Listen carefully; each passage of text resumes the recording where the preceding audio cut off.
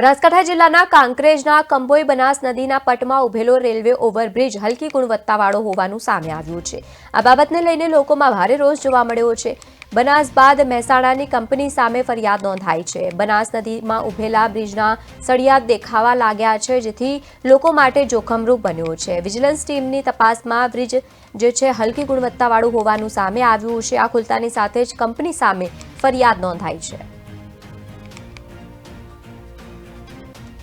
કોકરેજ તાલુકાના ઉમરી કંબોઈ ગામ વચ્ચે જે રેલવે પુલ આવેલો છે, ત્યાં અમારી નેટવર્ક ન્યૂઝની ટીમ આજે ત્યાં પુલની મુલાકાતે ગઈ છે।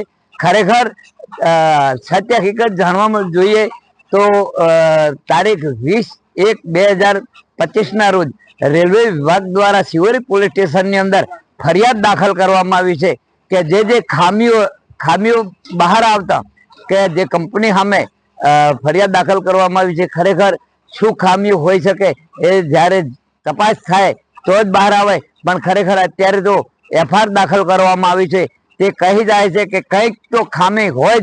આ કંપની સામે કાયદેસરની કાર્યવાહી કરી શિક્ષાત્મક પગલાં ભરે, જેથી કરી અને સરકારની સામે જે કરાર થયા હોય એ પ્રમાણે વર્તન ન કર્યું હોય તો બીજા કોન્ટ્રાક્ટીઓ પણ વિચાર કરે કે સરકારના જે ટેન્ડર મુજબ છે તે મુજબ કામગીરી કરે।